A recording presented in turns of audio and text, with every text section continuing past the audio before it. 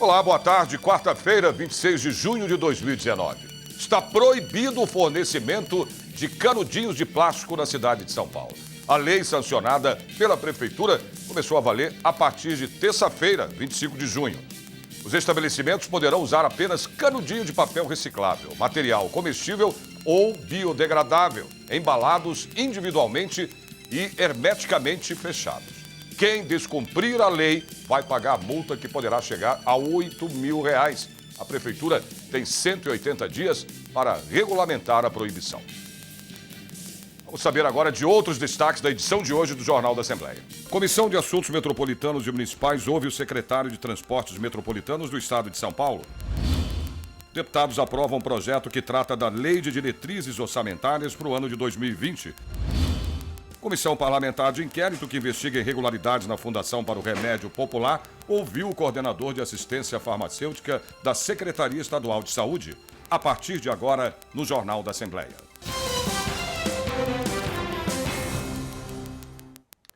Parlamentares aprovaram 4 projetos de lei na reunião plenária na noite desta terça-feira. E o repórter Jorge Machado acompanhou essa votação. Por 67 votos sim e 14 não, os deputados aprovaram em sessão extraordinária o projeto de lei 494 de 2019 do Governo do Estado, que reduz de 25% para 12% a incidência do ICMS sobre o querosene de aviação em aeronaves usadas no Estado de São Paulo. Ainda aprovaram em uma segunda sessão extraordinária o projeto de lei 548 de 2016 do deputado Marcos Damasio, do PL, que autoriza a presença de profissionais de educação física capacitados em treinamentos de emergência em locais públicos com equipamentos de ginástica. Ainda o projeto de lei 353 de 2019 do deputado Paulo Correa Júnior, do Patriota, que estabelece normas para o serviço de atendimento médico de urgências quanto à remoção de pacientes para hospitais privados. Também foi aprovado o projeto de lei 532 de 2019 do deputado delegado Olim, do Progressistas, que institui o Fundo Especial para a Polícia Civil no combate ao crime organizado e lavagem de dinheiro. Os deputados aprovaram ainda na mesma sessão a derrubada do veto parcial ao projeto de lei complementar número 29 de 2017, de autoria do governador, que extingue o Fundo Estadual de Eletrificação Rural e destina os recursos disponíveis igualitariamente para áreas de cultura, agricultura e segurança pública. E nós derrubamos esse veto aqui. Isso é importante porque os deputados prestem atenção para entender que não tem problema que é aliado do governo, que é oposição, mas que tem coisas nessa casa que é dos deputados, e os deputados não podem abrir mão disso. Então, também agradecer por todo mundo ter aceitado derrubar esse veto. Deputado Barba, quando ele me comunicou a respeito do projeto do veto, eu disse para ele, pode derrubar, vamos derrubar, não tem acordo com isso. O acordo foi da gente passar o projeto. Foi um acordo construído com quase 5 ou 6 bancadas. Aqui não interessa se foi veto do governo ou não. O que foi é que o veto foi acordado e hoje nós mostramos mais uma vez. E parabéns, deputado Barba, deputado Alessi, de poder retirar, que a gente continue com os acordos. Política, parlamento, nós fazemos de falar, de discutir, mas também de construir os grandes acordos políticos de coisa boa, de coisa do bem. Não é nada para fazer coisa irregular. Então, parabéns à Assembleia Legislativa. Presidente, eu queria cumprimentar essa casa, cumprimentar Vossa Excelência, cumprimentar todos os líderes, agradecer pelo apoio na coordenadoria de projetos de deputados, mas, sobretudo, cumprimentar o bom senso do Parlamento de São Paulo, que está aprovando 3 projetos de interesse da população, projetos que foram aprovados por esse Parlamento, e este Parlamento, sabiamente, dá a resposta à altura que o povo de São Paulo precisa. E depois de muito embate, foi aprovado na Assembleia Legislativa o projeto de lei 578 de 2019, que trata da Lei de Diretrizes Orçamentárias para o próximo ano. No período da manhã, 2 deputados apresentaram votos em separado. Um deles foi Ricardo Melão, do Partido Novo. O que elas propõem? As economias que nós realizamos no nosso mandato como deputado, então, gastos com verba de gabinete, gastos com assessores que nós não usamos, a ideia era, nós projetaríamos para o ano que vem e esse dinheiro nem precisaria vir do Executivo para a Assembleia no ano que vem. A ideia é, o que eu projetar que eu vou economizar no ano que vem, já fica no executivo, não precisa repassar esse dinheiro no orçamento futuramente para a Assembleia. É uma forma de garantir que esse dinheiro vai ficar preso para o executivo utilizar em áreas essenciais. Paulo Fiorilo, deputado do PT, falou sobre as divergências com o relatório apresentado. O PT apresentou emendas que pudesse garantir o transporte metropolitano, metrô, CPTM de qualidade, ampliando linhas como indicativo, como direcionamento, priorizando educação e saúde. São aspectos que, infelizmente, o relator não pôde incluir por uma orientação do governo e que nós apresentamos no voto separado. A sessão foi suspensa e retomada já no começo da tarde. Das 539 emendas propostas, o relator, o deputado Alex de Madureira, do PSD, acatou 50. Ele afirma que muitos pedidos não caberiam na LDO. O trabalho que nós tentamos fazer da melhor forma possível foi atender todos os deputados, atender todos os partidos, sem olhar cor de partido, sem olhar ideologia, de forma alguma. Nós procuramos, sim, tecnicamente olhar todas as emendas. As que cabiam no orçamento, na LDO, foram acolhidas, foram utilizadas. Até nós fizemos 5 subemendas, né? Essas 5 subemendas nós fizemos por quê? Com a intenção de acolher o maior número de emendas possível. Então nós juntamos algumas emendas que tratavam do mesmo assunto e fizemos subemendas para que elas pudessem ser contempladas ali no relatório. A votação foi nominal e por 8 votos favoráveis e 2 contrários, o relatório do deputado Alex de Madureira foi aprovado. O documento, apresentado pelo governador João Dória, previa um gasto de 231,1 bilhões. A gente esperava, né, que pudesse convencer a todos com o relatório. Graças a Deus por isso, né, a maioria dos deputados, quase unanimidade, votou a favor do relatório, houve só um voto contrário. E eu agradeço muito a equipe, né, que trabalhou, eu não trabalhei sozinho, né, isso é muito importante ressaltar. A equipe trabalhou unida, trabalhou focada em poder fazer esse trabalho, de tentar atender todas as emendas. E se houve a maioria dos votos favoráveis, porque nós conseguimos convencer com o relatório a todos que seria o melhor caminho, seria esse. O presidente da Comissão de Finanças, Orçamento e Planejamento fez um balanço positivo das discussões sobre o projeto de lei. Agora o PL segue para a votação em plenário.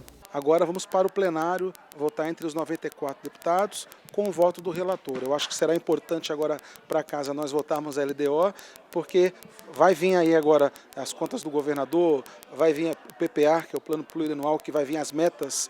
Então acho que isso será de bastante discussão e ao término do ano, é claro, o orçamento. Então vamos nos preparar e torcendo para que isso ocorra também no final do ano, tanto na PPA como nas contas do governo e no orçamento, o mesmo processo que aconteceu hoje aqui. Então foi produtivo, foi gratificante para a casa e também para os deputados. No momento de grande mobilização dos parlamentares em função do projeto de autorização do parto por cesariana na rede pública, de autoria da deputada Janaína Pascoal, do PSL, a violência obstétrica e o feminicídio entram para a lista de temas prioritários na Alesp. A Comissão de Defesa dos Direitos das Mulheres, reunida no plenário Paulo Kobayashi, aprovou o projeto de lei que institui a Semana Estadual de Combate à Violência Obstétrica. A relatoria favorável coube à deputada Letícia Aguiar, do PSL. Às vezes pelo exagero de forçar a barra para que a mulher tenha o parto normal, sendo que ela fica ali muito tempo sofrendo, colocando em risco a sua vida, a vida do seu bebê, né? Isso tudo é uma violência obstétrica que acontece. Então eu votei favorável a institucionalizar essa semana, né, para que a gente possa refletir sobre o assunto, que a gente possa conversar sobre o tema, que a gente possa proteger as mulheres, especialmente no momento da gestação, no momento que elas estão dando à luz a uma nova vida. Boa parte da reunião foi para organizar a formatação do seminário Mulheres em Debate, que vai acontecer na Assembleia Legislativa em 29 de agosto, trazendo o tema Feminicídio e Violência contra as Mulheres. É o assunto que está em pauta, né? Podemos ver nos jornais, aí, no Nacional, é o tema que está em discussão, que está sendo muito colocado devido aos casos que a gente está vendo, estão nos jornais, absurdos. Então, Então é o momento dessa casa, aproveitando essa comissão, né, discutirmos, encontrarmos soluções, debatermos o assunto, que aqui é o local correto para que a gente encontre soluções. O secretário de Assuntos Penitenciários, Coronel Restivo, deve comparecer à Assembleia Legislativa para apresentar diversos temas, entre eles a eventual privatização de presídios do Estado. O convite ao secretário foi aprovado durante uma reunião da Comissão de Segurança Pública. Em pauta, 23 itens, entre eles o projeto de lei 596/2018, que obriga agências bancárias, lotéricas e correios a manter vigilância armada durante todo o horário de atendimento ao público. Esse é um projeto polêmico, é um projeto que vai ter muita discussão, mas foi colocado sim para dar segurança para aquele usuário do caixa eletrônico, que tem medo às vezes de entrar no caixa eletrônico. Então é uma discussão boa, foi aprovado, apertado, mas foi aprovado. Vamos ver o que vai acontecer futuramente, vamos estudar aí algumas coisas que para Correios também, que fica muito caro, para que esse projeto não acabe atrapalhando a vida também dos empresários. Com o grande número de requerimentos no tema, foi aprovado o convite ao secretário estadual de Assuntos Penitenciários, Coronel Restivo, que deve comparecer a uma reunião na comissão a ser agendada.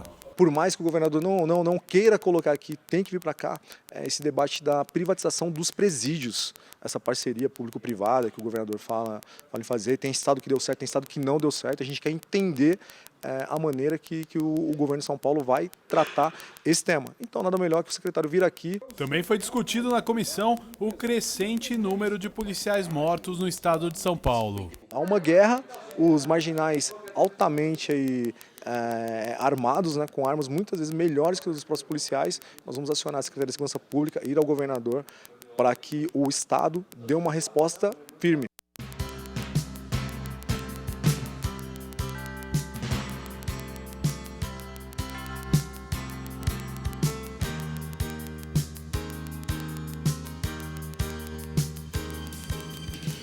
Comissão de Educação recebeu o secretário estadual Rocieli Soares, que falou aos deputados sobre projetos e desafios para os próximos anos.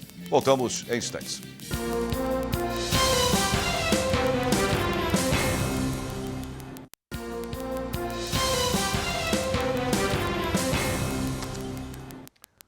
A Comissão de Defesa dos Direitos do Consumidor vai receber aqui na Assembleia Legislativa representantes de empresas de telefonia. A deliberação aconteceu em reunião nesta terça-feira.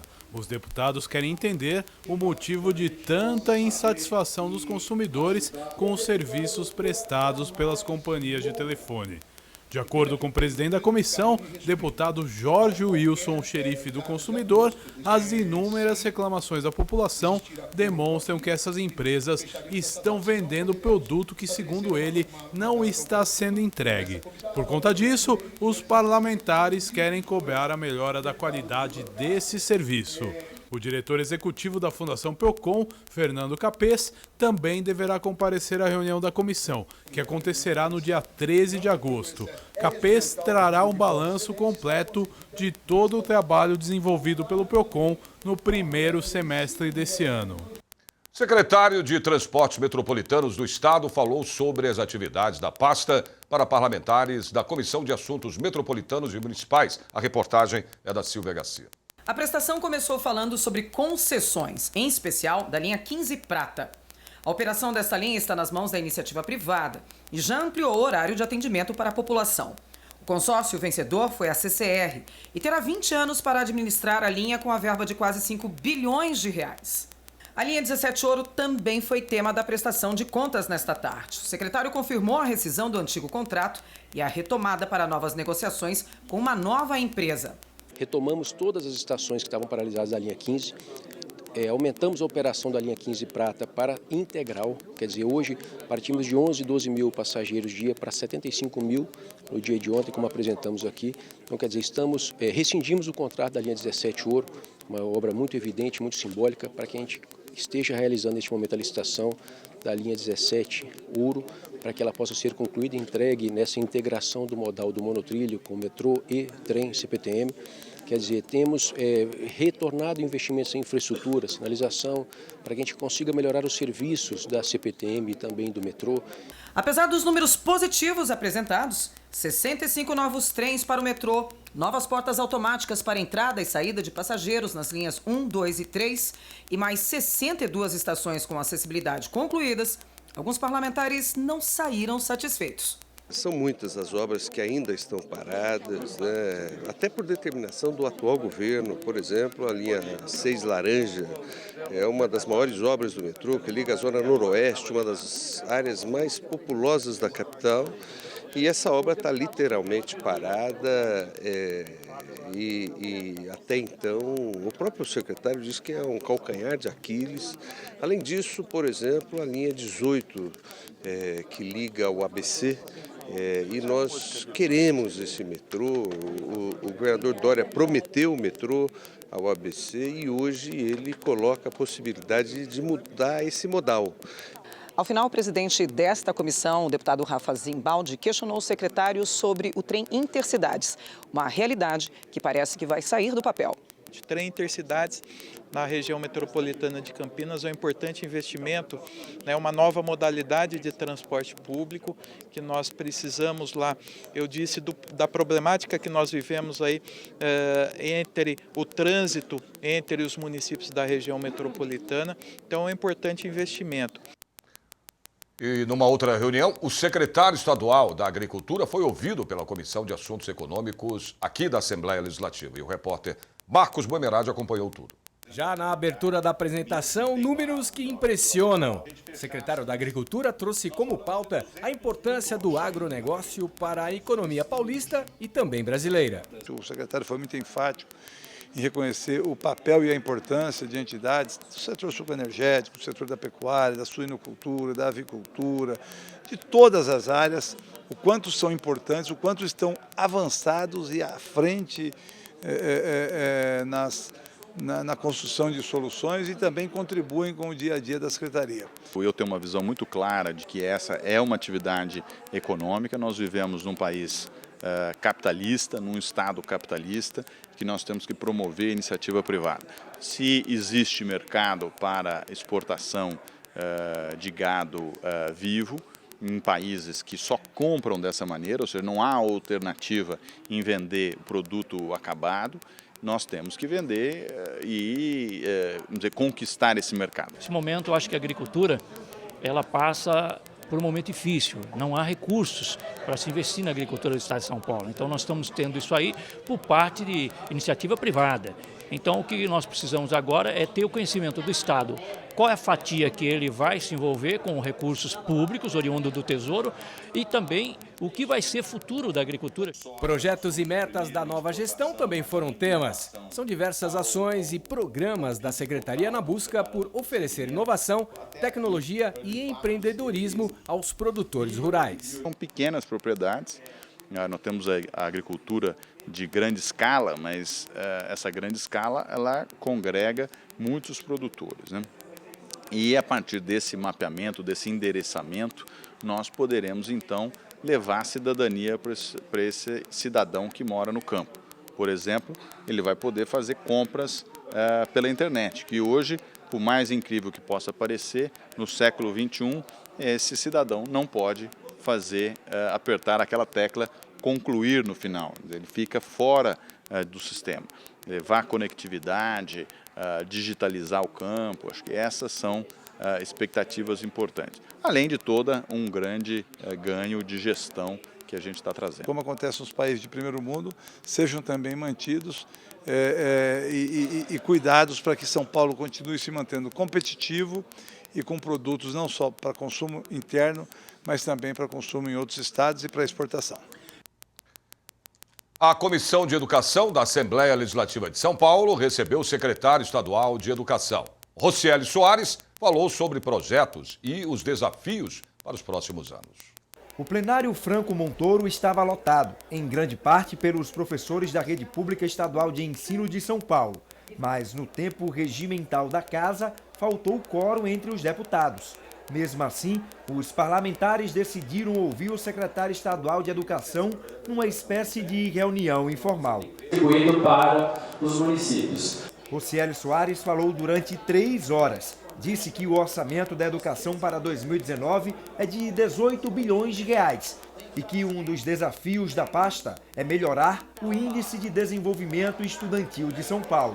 Ao todo, o estado tem 3,5 milhões de estudantes em mais de 5 mil escolas. O estado de São Paulo está fazendo o oposto do que o governo federal faz. Enquanto o governo federal está tropeçando vez após vez na pasta da educação, aqui em São Paulo a gente está muito bem encaminhado. Eu acredito que se a educação de São Paulo não melhorar na gestão do secretário Rocieli e do secretário executivo Haroldo, acho que não melhora nunca mais. Já o deputado Carlos Gianazzi, do PSOL, disse que alguns pontos deixaram de ser esclarecidos. O secretário não tocou em questões gravíssimas da rede estadual, como a questão salarial, a questão da database, a questão do não pagamento dos 10,15% que os professores já ganharam na justiça, a questão do quadro de apoio escolar, que tem um salário abaixo do salário mínimo regional. A reunião foi coordenada pela presidente da Comissão de Educação, a deputada professora Bebel, do PT. Porque ficar falando no abstrato que o aluno tem que aprender, eu entendo que ele tem que aprender. Mas aprender com 40, 50 alunos nas salas de aula e dizer que baixou o número de matrículas, e é verdade, há uma baixa na taxa de natalidade, mas se vocês pegarem a taxa de redução de alunos no município, é menor que a do estado. Então o estado está fechando salas e por isso está diminuindo vertiginosamente o número de alunos na rede estadual de ensino.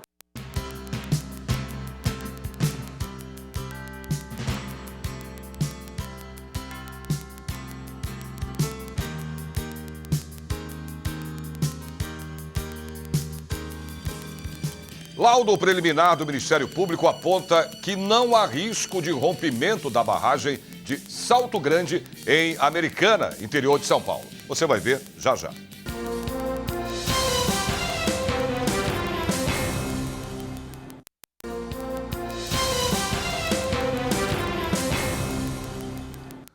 Laudo preliminar do Ministério Público aponta que não há risco de rompimento da barragem de Salto Grande, Americana, interior de São Paulo.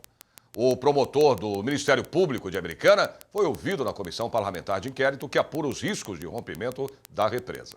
Durante 1h30, os deputados ouviram o promotor de Justiça de Americana, Ivan Carneiro Castanheiro. Ele deu detalhes do inquérito civil instaurado pelo Ministério Público que apura o risco de rompimento da barragem de Salto Grande. O inquérito do Ministério Público foi instaurado em fevereiro deste ano e o MP já tem a resposta para sua principal pergunta. Afinal, existe mesmo risco de rompimento da barragem de Salto Grande? Um laudo preliminar do Ministério Público aponta que não. O trabalho ainda não está concluído, Maxwell, mas o Ministério Público fez visita técnica ao local, estudos preliminares com base em documentos, com base em inspeções visuais do nosso corpo técnico multidisciplinar, inclusive com geógrafos. Não há indícios de vazamento na barragem, quer na crista da barragem, quer nas ombreiras, que são as laterais, né? Provavelmente haverá uma recomendação para que haja um melhor monitoramento nas ombreiras, né? Existem hoje piezômetros para avaliar a pressão na parte central da barragem, mas nenhum indício de vazamento. Nós confiamos na sua palavra e nós queríamos isso. Quando nós propusemos a CPI foi em função da matéria da TV Bandeirantes, dizendo que Piracicaba e Limeira seriam varridas do mapa se houvesse rompimento e mostraram, pelo menos na matéria, uma situação de abandono da represa. Esse era o nosso objetivo, é o nosso objetivo. Temos mais autoridades que serão ouvidas ainda nessa CPI para a conclusão final. Mas essa palavra é muito forte, dando essa garantia que não há esse risco de rompimento dessa barragem, porque diferente de Brumadinho e de outras barragens, ela é construída de uma maneira diferente, é uma barragem de concreto, uma barragem segura, isso nos dá essa tranquilidade. O promotor de Americana esclareceu ainda que o inquérito foi desmembrado em 3 partes, o que gera uma análise que vai além do risco de rompimento da represa. Segundo Ivan Carneiro, o MP já estava de olho na qualidade da água da barragem, e esse novo laudo apontou índices de poluição em Salto Grande, além da falta do licenciamento ambiental.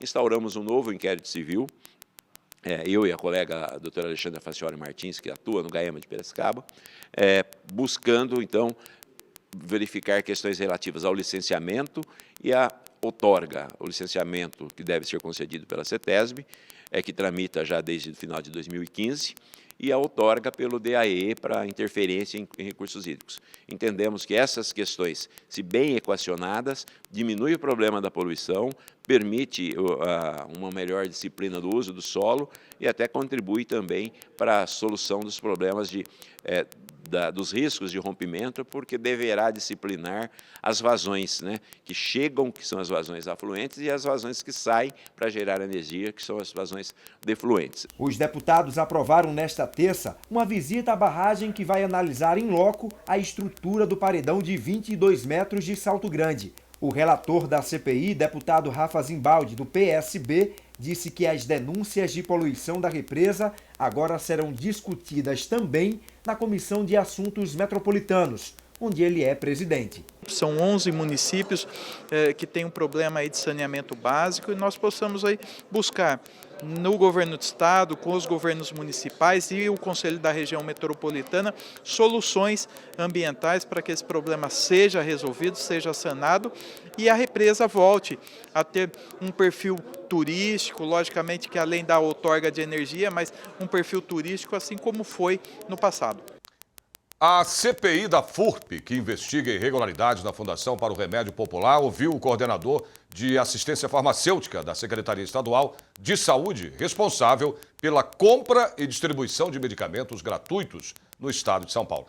Ele explicou aos deputados o repasse anual de 90 milhões de reais à FURP. Os deputados ouviram Vitor Hugo Costa Travassos da Rosa, coordenador da CAF, Coordenadoria de Assistência Farmacêutica da Secretaria Estadual de Saúde. Ele começou a oitiva com a apresentação de dados. São 732 mil pacientes cadastrados que recebem por mês mais de 38 milhões de unidades farmacêuticas, entre comprimidos e xaropes. São 61 tipos de medicamentos oferecidos pelo Estado gratuitamente. Vitor Hugo foi questionado pela deputada Beth Saum do PT sobre a falta de distribuição de medicamentos gratuitos no Estado. Ele assumiu o problema que começou no final do ano passado e que deve ser normalizado até o mês de julho. A questão da não produção pela FURP de medicamentos que também são importantes e que não chegam. Há lacunas muito frequentes de você acaba o medicamento, demora meses para esse medicamento ser reposto. Ele disse o seguinte, que isso às vezes a maioria desses medicamentos são de responsabilidade do Ministério da Saúde. E eu disse o seguinte para ele, olha, então vamos fazer o seguinte, a Secretaria Estadual de Saúde repõe esse medicamento e depois ela cobra do Ministério da Saúde, o Ministério da Saúde que depois faça o repasse. O coordenador da CAF trabalhou na FURP de 2007 a 2010. Ele falou que o Ministério da Saúde compra toda a produção de medicamentos da Fundação para o Remédio Popular, mas que para completar a cesta de medicamentos oferecida pelo governo, precisa comprar remédios do mercado aberto. Segundo ele, as fábricas da FURP têm possibilidade de produzir muito mais, mas não tem registro para isso. É um convênio que viabiliza uma indústria farmacêutica oficial, em que ela tem compromissos de pesquisa, de ensino, de desenvolvimento. E a contrapartida dela para esse convênio é o fornecimento do produto dela. Não dá para a gente colocar isso num ponto comparativo, que de repente o convênio repassa valores que são um pouco acima, ou que eu estou comparando este produto versus um produto de mercado. Então a gente tem que olhar esse tema de uma maneira um pouco diferente. O coordenador da CAF explicou que o prejuízo que o governo paulista tem de 56 milhões de reais por ano com a compra de medicamentos na FURP é devido a um convênio firmado entre o governo do estado de São Paulo e a Fundação para o Remédio Popular. Isso foi tratado pelo organismo do estado, secretarias de estado, de que o repasse de verba para fomento da FURP era de 90 milhões. E aí isso acontece, a FURP nos dá em retorno 90 milhões em produtos, né, de fabricação dela. Só que ela não tem todos os produtos que a Secretaria precisa. Ela está tendo algumas dificuldades regulatórias, tem alguns produtos que ela está com dificuldade de obter registro ou de revalidar registro e outras situações, às vezes até de carência de matéria-prima no mercado internacional, ela não consegue entregar o produto que, porventura, estava no rol de produtos que deveria estar nos entregando. Ele trouxe novidades de como funciona essa coordenadoria, que foi iniciada há 2 anos e meio, a organização que vem sendo feita lá e as providências que eles têm tomado e como se dá a formulação da compra desse medicamento, da licitação, da distribuição, da entrega. Inclusive trouxe uma boa notícia da distribuição desse medicamento, será feito de uma forma mais organizada, inclusive com a verificação da chegada desse medicamento sem atraso no destino final.